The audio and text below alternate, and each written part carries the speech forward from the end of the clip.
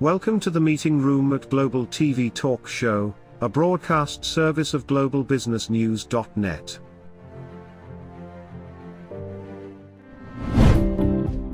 This episode from the meeting room of Global TV Talk Show is brought to you by The Bridge School, the accredited international online private school of choice, at bridgek12.org. Porch Light Rental and Destination Services. Reduce your renter lump sum or managed relocation costs.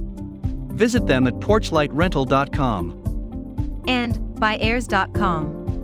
With our full range of services, we can help design and manage your international relocation. Find us at airs.com. Primestone Partners, featuring corporate, government, and developer housing solutions, as well as senior-level advisory services.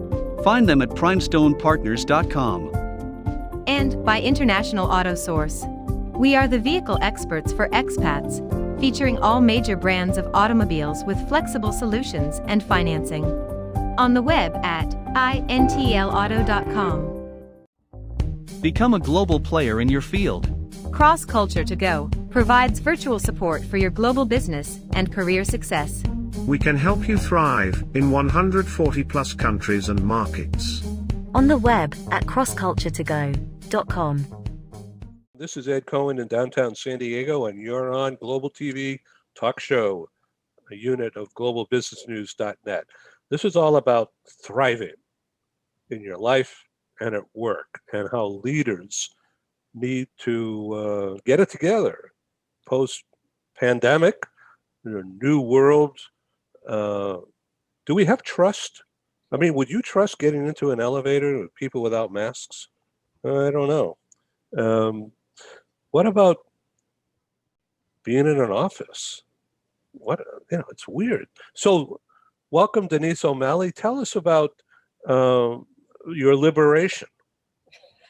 My liberation. Boy, that's a big word. I wasn't quite prepared for it. But my liberation, I describe myself as a reformed insurance agent. So that right there is my liberation, as having left the insurance industry after, 30 some odd years. And what I do is I actually created a program that thousands of my clients have been asking for the decades as I was enrolling them in their employee benefit programs, and that's an employee benefit for healthy living. So I help people liberate from their past habits and doldrums and find new paths. So this is a new employee value proposition? It is. It's the first of its kind out there. Yeah. So this is all about the new branding, companies putting out the word that they care about people, right? Well, corporate wellness has been around for decades, and ever since probably the first employees came to be, and they've gone a certain direction, and they focus on specific items, typically physical well-being, mental health, emotional well-being, sometimes financial well-being. And, I take a different approach to it. This whole body is a myriad of dimensions of wellness. And so we focus on 8 dimensions of the physical, the emotional, financial, spiritual, social, intellectual, occupational, and environmental. And we help bring in programs to help support employees to have that whole body health. Thank you. Dave Levine, welcome again. Tell us about what you've been doing the past month.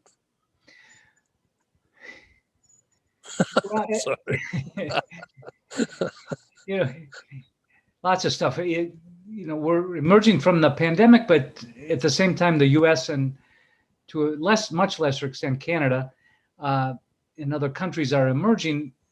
Countries like India are, in the last month, have really taken it on the chin because of short-sighted governance and planning, some of which we're familiar with here in the States. They denied the fact that it was going to catch up with them. It did catch up with them. They had no vaccine. They had sold it away to other countries. So they're starting to come back.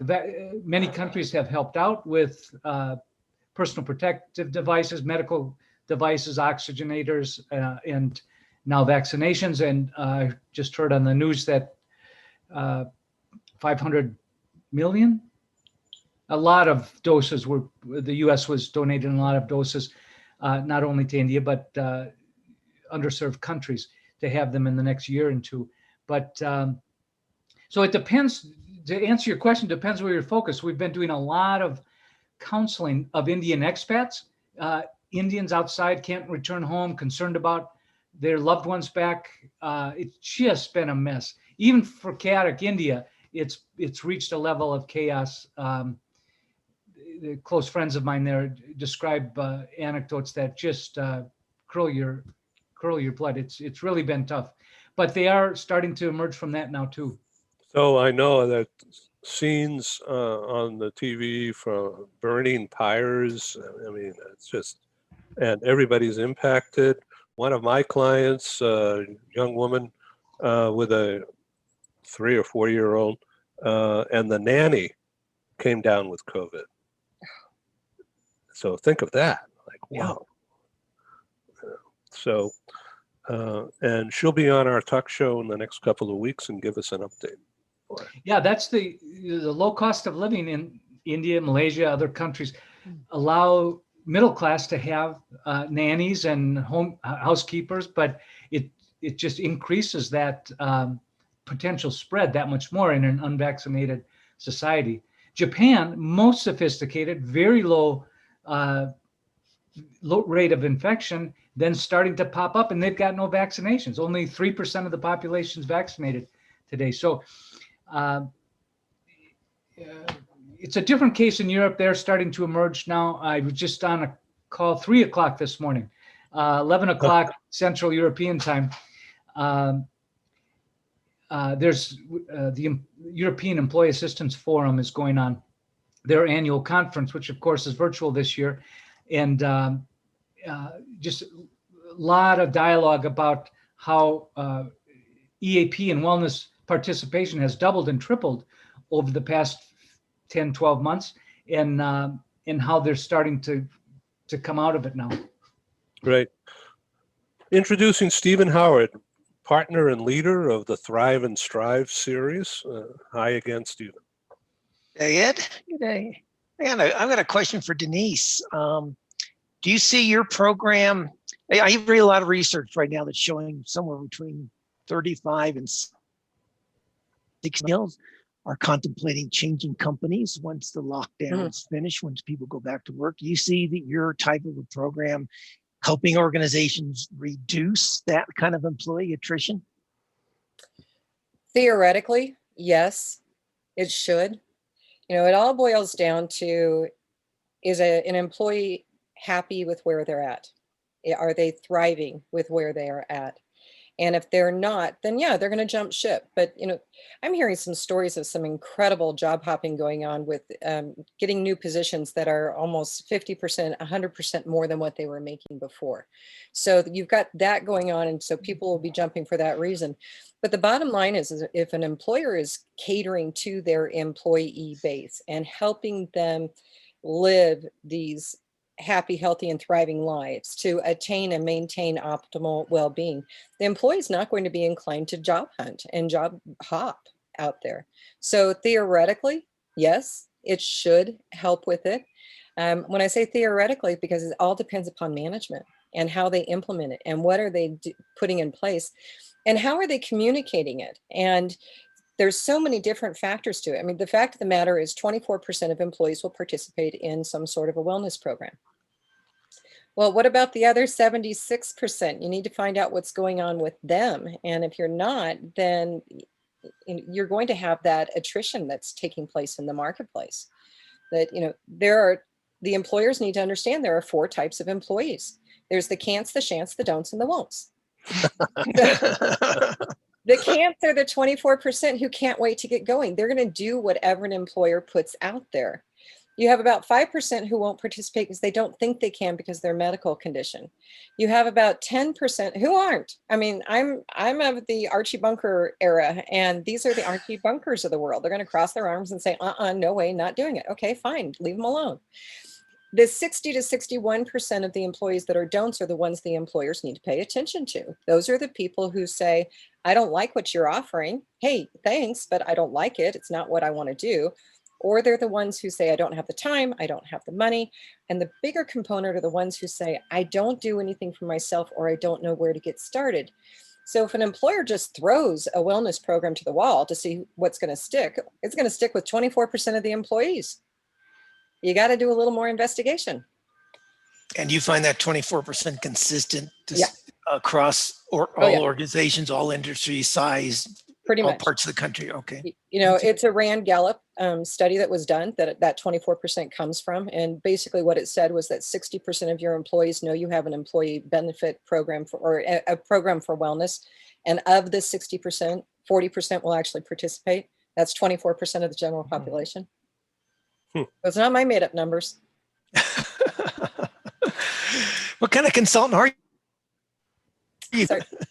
Sorry, what kind of, if I'm not making up statistics, well, you know, 36% of what I say is verifiable.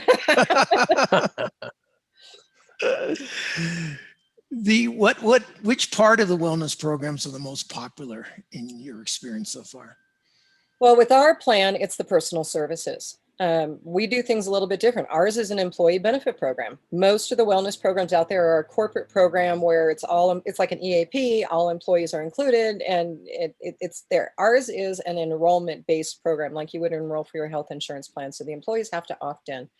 And when they opt in on our employee benefit program, they are entitled to one employer subsidized wellness session of their choice from our network every single month, or whatever frequency the employer has specified.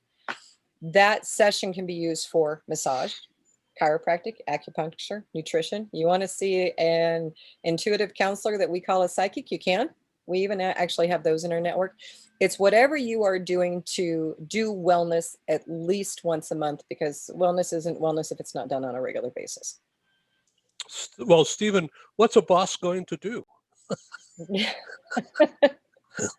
Well, in my mind, what a boss or a leader needs to do is walk the talk. So I think they should be the first to enroll in programs like this and show that they're using it and talk about it, not be evangelistic about it, but just maybe, you know, so, well, yeah, sorry, I can't meet Monday morning. I got my chiropractor meeting. You have what? Oh, yeah, this is a good program. I'm taking care of my health and walk the talk. What do you think, Dave? Awesome. Yeah.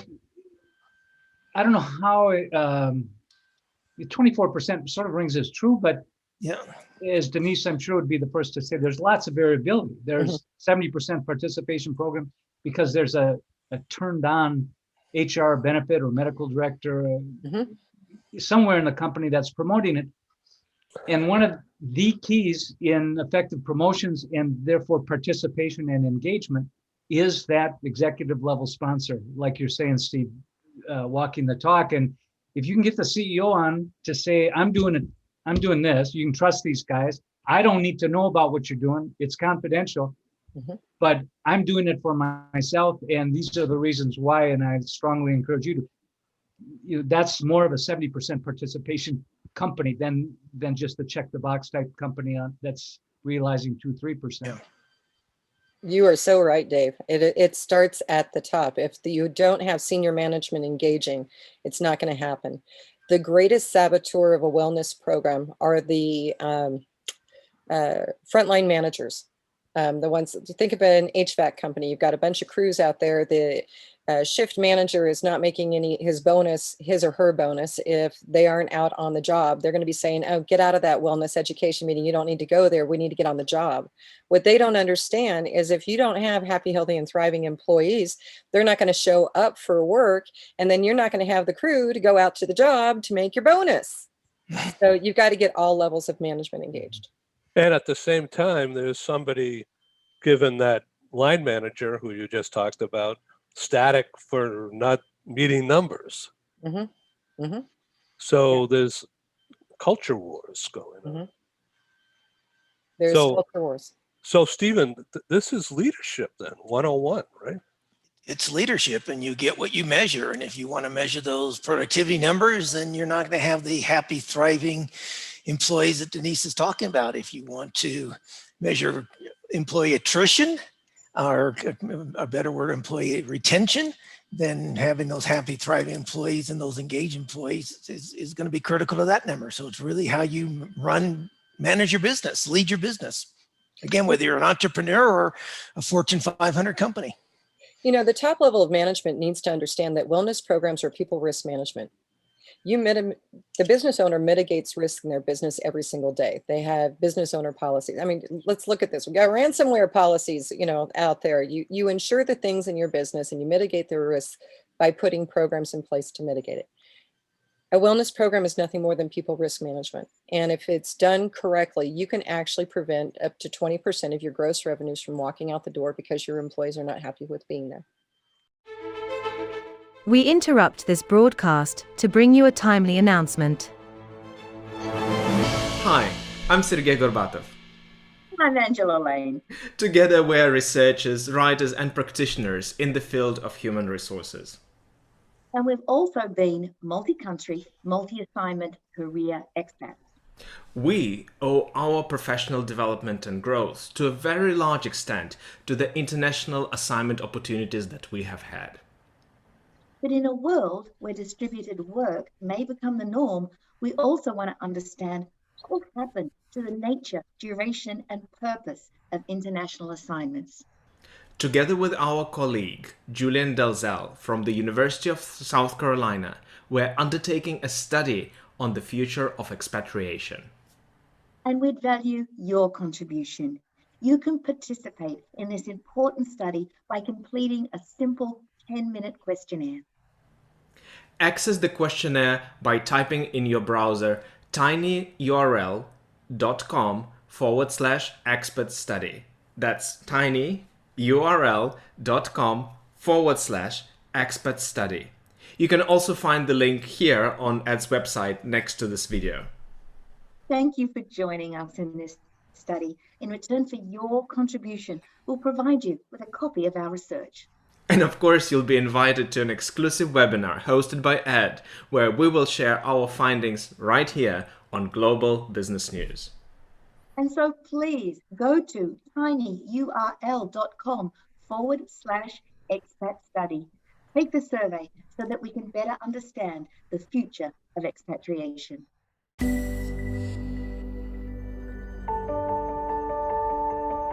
Something that's really neat is that the Bridge School partners with various organizations to provide learning for their students. For example, we partner with a major ballet company, and we are able to enroll several of their students into our school. So now not only is the student able to participate in a school and have a seamless transition while they're very active in their ballet career, but now they have other dancers that are with them that are doing some of the same courses. So it's almost becoming a camaraderie where they're taking similar courses, they're working together on their ballet, and really being able to form this great partnership with these organizations to provide a needed service.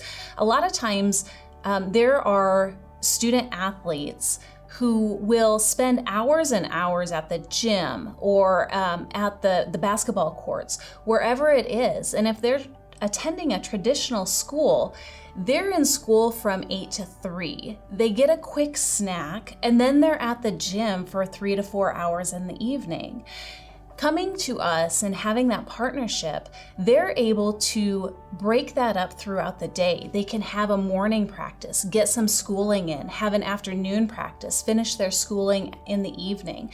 So there's that flexibility. And additionally, if there are tournaments or performances, it's fantastic because if there's a week where they have shows straight through, they can take that week off of learning and then pick back up when they're done. So it offers this great flexibility. And for the program owners of these sports leagues, it is a win-win situation for them because they see this need. They see this need that their students need to make sure that they are obtaining the grades necessary to be successful adults in our country and in other countries. But it provides them an environment where they can be successful at both.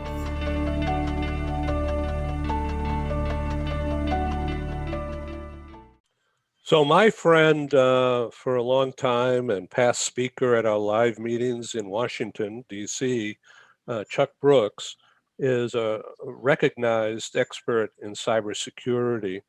And around 10 or 11 years ago, he spoke at a series of live meetings that I produced at the National Press Club, where I'm a member.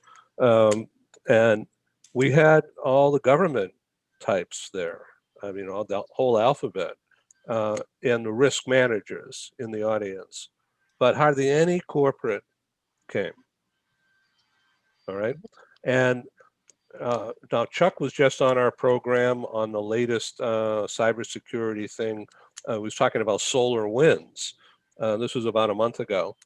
And even in that program, he talked about the resurgence of attacks. And he just spoke openly on our program about companies are not prepared. They're ignoring it.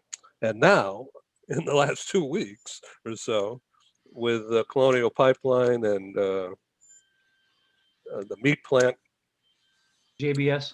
these are the ones we're hearing about, but we're not hearing about others because the media has given up on it, because nobody cares, other than the insurance companies that are paying off. It's old news. You know it's going on, but it's old news. Let's move on to the news story. I mean, let's face it. Are we still talking about how many deaths there are to COVID? It's not the top of the news hour. Yeah. So what are you selling, Denise? Are you selling a package? Yes, we are selling an employee benefit program that has two components. One is the individual access to the services that are subsidized by the employer. So it's affordable access for the employee. And then we bring in group wellness education. That's where the employer gets to put add their personality or their interest to what type of information is being shared with the employees. And those wellness talks are conducted and created by the providers in our network based on whatever it is the subject that the employer wants to participate in. We have a list right now of about 100 different titles, but we're always custom designing them. So when you talk to corporate people, it's the C-level, I guess, you have to deal with. Or you enter through HR, I guess, but it's the CEO that pays. So are you having an easier time when there's a female boss? No, actually, I work better with men. I don't know what I many years ago I read the book Men Are From Mars, Women Are From Venus, and I gave up at chapter 3 because I found out I was from Mars. The women, yes, they are more inclined to alternative and holistic healthcare and understanding massage and Reiki and some of these other modalities. Absolutely. When we have a booth at a human resource managers convention, they're the ones coming immediately in saying, oh my gosh, you do all this stuff. Where are you? The men are more pragmatic. They want to look at the bottom line. They want to roll their eyebrows or their eyes at some of the things we have included in our plan that employees can choose from. But at the end of the day, they're all about the bottom line, more so than I find the women. And I don't want to get into sexual stereotypes here, but that is basically the way it bottoms down. The guys typically go immediately to what's the return on investment. They want to know what will be the ROI for putting in place a wellness plan. And I won't answer the question, not the way that they want. There are statistics out there that will show that for every dollar you invest in a wellness program, your return could be $2.76 or $3, and they're widely touted. And there is a very reputable study out there that was conducted a number of years ago that said that. There were 3 authors of that study. One of them came out about a year or 2 after it was published and admitted that some of the results were fabricated. So I'm not going to talk ROI. When I'm talking with someone and they're asking me about it, I'm going to say, the fact is any numbers you find out there, those are somebody else's statistics. What we need to determine is what would go on with your company. So let's pretend. Let's fast forward 1 year from now, and let's pretend you've had this program in place. What do you need to see, hear, or feel to know that this was a good decision today? And then you're going to get all kinds of things. You're going to get their pain points. You're going to find out, oh, I need to know that my turnover is down, or that my client retention has gone up, or that our medical claims have gone down. Great. That's our barometer. Let's use that 1 year from now and see if it worked. Steven. Nobody's ever held me to it, by the way. What are the 3 or 4 key factors for improving the ROI? Does it come from reduced absenteeism? Does it come from greater productivity, collaboration? What would you say the 3 or 4 key factors are that produces that ROI? Right. Retention is definitely one. Let's face it, hiring and replacing an employee is extremely expensive, right? Yep. Oh, yeah. So, retention is definitely one of them. I'm going to throw out that one of the big ones is client satisfaction. I can tell you on Facebook or any social media, if somebody had a bad experience with someone, when they call that 800 number for customer service and they had a bad experience, they're going to post it on social media how bad that experience was. Okay, so the negative publicity. Yeah, I've done it too. But if you can retain the clients and grow, and you're getting referrals from your clients, and that's because they've had a wonderful engagement with the individuals, the humans that they've worked with at that particular company. Bottom line, it may be the product, yes, but it's the human beings. And so that's a factor that would definitely be out there. I think one of the greatest ways is, particularly for self-funded medical plans, is if you can get the medical claims costs down. The only way to reduce medical insurance premiums today that exists is reducing your medical claims costs. It's the only way. So if you can get those medical claims costs down because you're engaging in wellness activities and alternative care and integrative care that's not typically covered under a medical insurance plan, then that's a positive as well. And Dave, how does that compare with the EAP programs that you're more familiar with? Or yeah, it varies. In the States, I agree with Denise. In the States, healthcare costs is the most reliable. The impact on claims, you can show it because it's pretty objective and that data is pretty available. Outside the U.S., where healthcare is not reimbursed, the majority of healthcare is not reimbursed by employers but by the state, with the exception of Brazil, which is comparable to the US. But in most countries, there's wraparound plans, but they are a minority of the Social Security, if you will, or the nationalized medicine like in Canada. So the employers aren't so motivated by that outside the US. In this break, I facilitated a session on evolution of EAP and wellness. And again, this was a European conference, so primarily folks from the UK and continental Europe. And I asked just this question: what are the main drivers these days? And I'm thinking work productivity, health costs, or just health in general, engagement, culture, morale in the organization.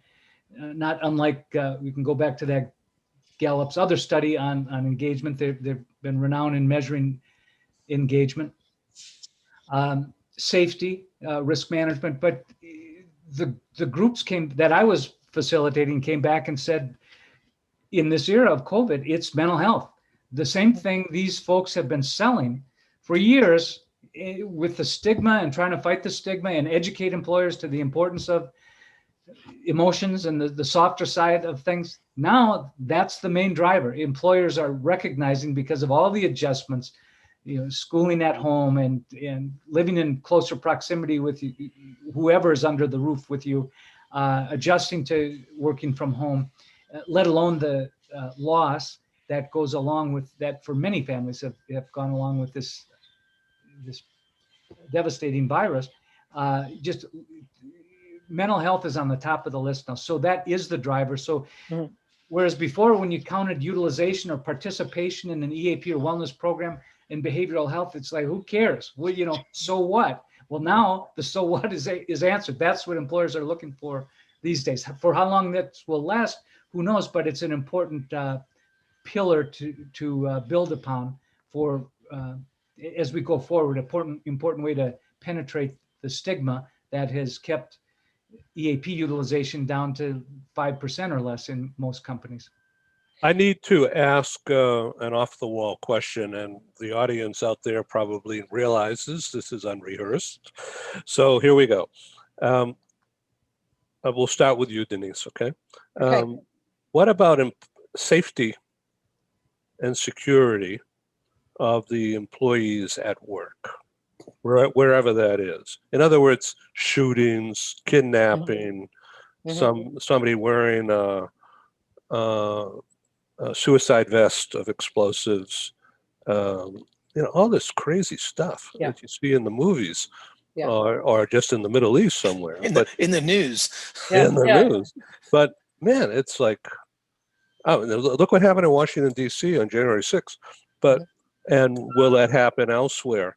So the reason why I bring this up, because, and this is not a pitch, but in talks with a very large insurer who is on the warpath right now. In other words, they are putting out all their troops, talking to corporations worldwide, particularly in the US, about protecting employees from insurrection type things and violence, not just active shooter, but that's part of that.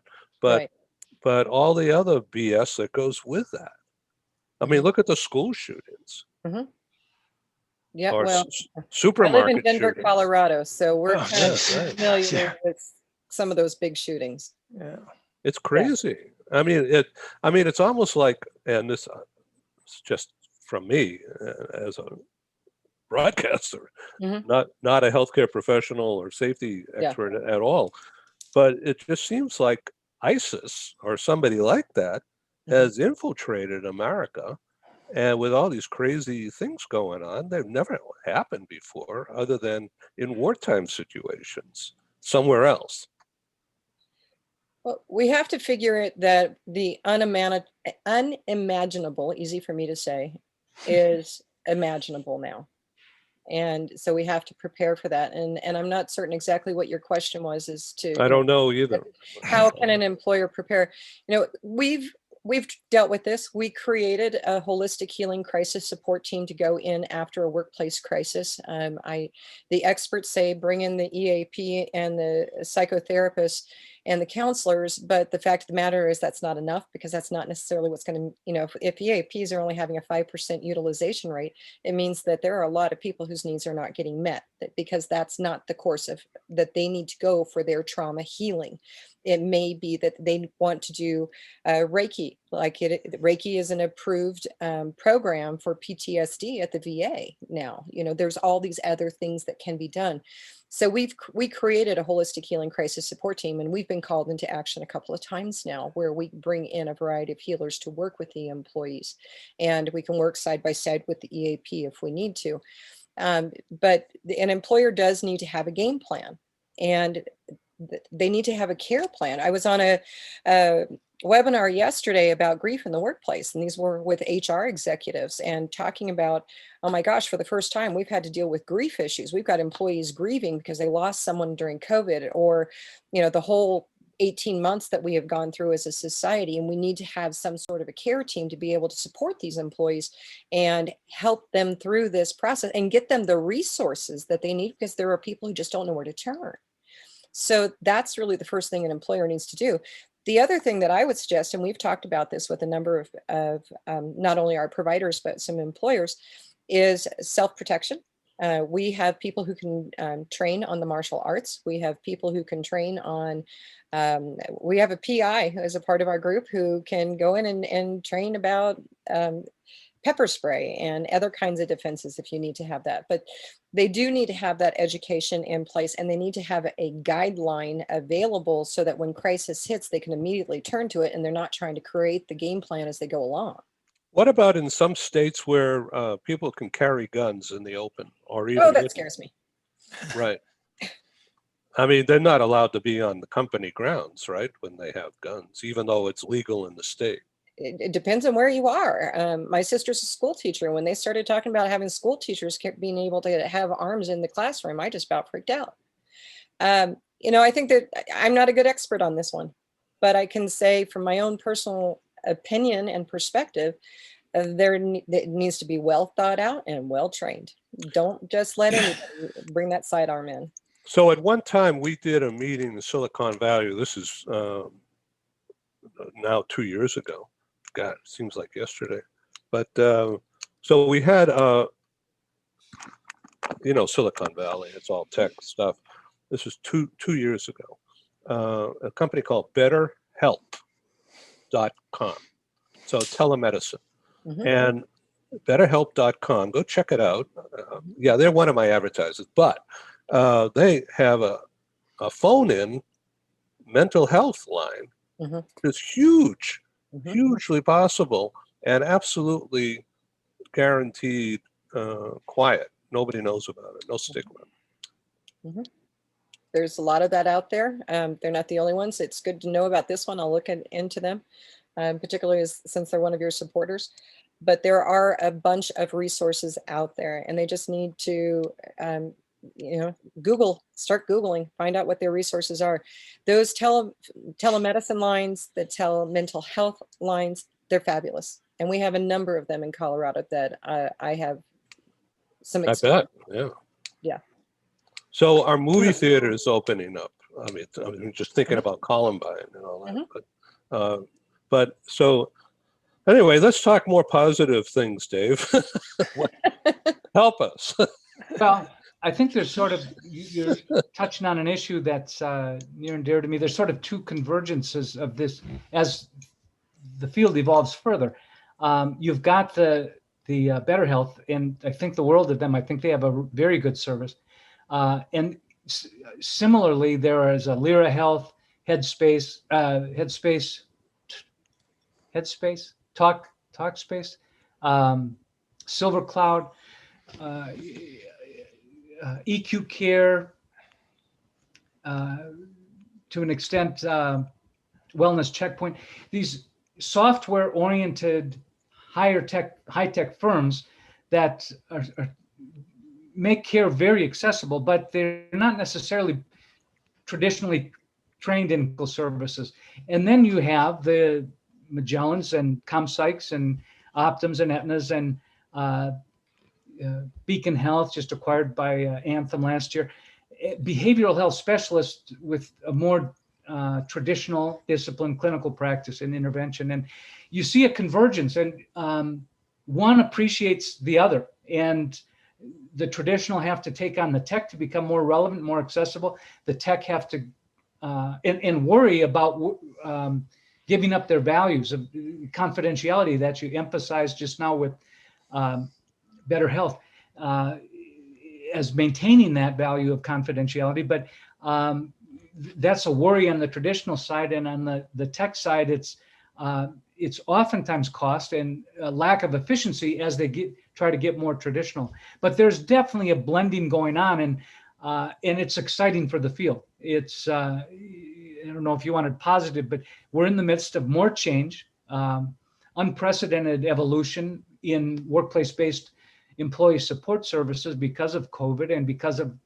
the availability of technology now. So there's a merging of the two, and it's exciting to see what lies in the future if we maintain our optimism about the future and don't worry so much as if ISIS has infiltrated or you're grabbing for explanations what the hell is going on, because it's a puzzle.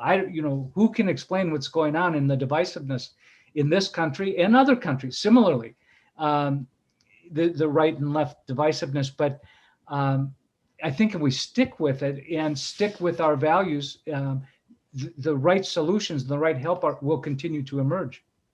So that's once again, it's BetterHelp, HELP.com. No, that's okay. And just, I welcome people to go check it out. I don't get anything from it. It's just, it's a good thing. So Stephen, you're the voice of the CEO here. Okay. So author of 22 books. And I guess you're looking for more punishment, trying to do more now, right? I saw that thing you posted. Yeah. Well, I'm about to start my 23rd book in the next 7 or 10 days. I'm not sure. Somewhere here, I'm getting real close to it. I can feel it. But actually, I want to share with you something I learned at dinner couple nights ago here in Mexico City, and then asked particularly Denise, and then Dave can follow up on it. This is just a fascinating story. So what I learned the other night was there's a mining company, I don't know which one here in Mexico, which is in the last 12 months has started a lot of the education, the workplace wellness and the wellness education in the workplace that Denise is talking about. And the spinoff from this has been phenomenal in that what they've learned is that the employees are taking it back home and into their communities and teaching their neighbors and teaching their families. And Denise is smiling. So it was a great, lovely story that I heard the other night. And so Denise, are there examples of that in the companies that you're working for? Can you share? If you can share names, fine. If you can't, if it's confidential, but tell us, is this going to be a societal benefit in addition to a corporation benefit down the road? Oh, we certainly hope so. I mean, that's really an intent, even though we haven't actually voiced it that way. It's a ripple effect. If you are helping yourself, you're going to help your loved ones, and then it's just a domino effect, and hopefully helping the community. There's an employer that I worked with. I cannot say his name. Partially because we ended up not working together, but I want to talk about what it is that we talked about doing. He's a Fortune 500 company, or he has a Fortune 500 company, and he wanted to do something for his employees. And his intention when we were sitting and talking initially is he wanted to build a state-of-the-art game room that his employees could come to in their off hours and play games. Now, I personally think is that his wife wouldn't let him build it at home, so he was going to do it at the workplace. And his company is a warehouse, and a lot of forklift drivers, a lot of lower paid employees. So it got into a conversation and a discussion about what could we do better. So this was part of the brainstorming. Some of the things that we talked about that we could do better is there was a lot of land across from his warehouse. And if he wanted to really blow some money on something, and he had several $1 million, multiple millions of dollars to throw into this project, we talked about building an apartment complex, housing for his employees with a community garden, teaching parenting classes, building this community for the employees. That would have had residual effects. We talked about he wanted to bring in a manicurist and pedicurist for somebody to do mani-pedis for his forklift drivers. So we talked about instead you might want to bring in a barber, because anything that as an employer you can pay for and provide that the employee is paying for out of their pocket, that's going to help the employee more than giving them a luxury item. Now we've got basic needs, we've got ideal needs. This was a basic need, getting your haircut. So, we had to talk about different philosophies of how he could have greater impact on his employees. I welcome those conversations. Unfortunately, he didn't do it. He kept going on until somebody agreed with him about building the state-of-the-art gaming system, but I did not. But those are the kind of conversations we need to have. What can we do to make the lives of our employees better rather than just throwing money at them? Mm-hmm. Yes, money is important, but we need to teach them skills. We need to give them, invest in their well-being. And that's when you start seeing things change, because it does have a ripple effect. Good for you, Denise, on whatever led you to part ways. But the gaming room versus housing, it seems sort of like a no-brainer.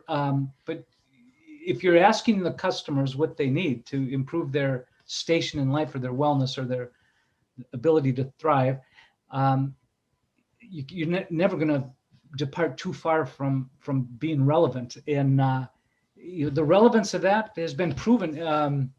You mentioned there's been workplace wellness since there was the start of employees. It's a long way from that, but I think of Pullman, Illinois. I was thinking Pullman, yeah. The creation of housing for folks that worked on railroad cars. In the big railroad boom, it's in decline. It's coming back, rehab, but the pendulum is also swinging in the industry that I've grown up in, EAP, where in-house programs were poo-pooed because of confidentiality and cost inefficiencies. Most employers went to a contracted outsourced program, but that pendulum is swinging back now because they're missing They recognize they're missing that on-site presence, the recognition.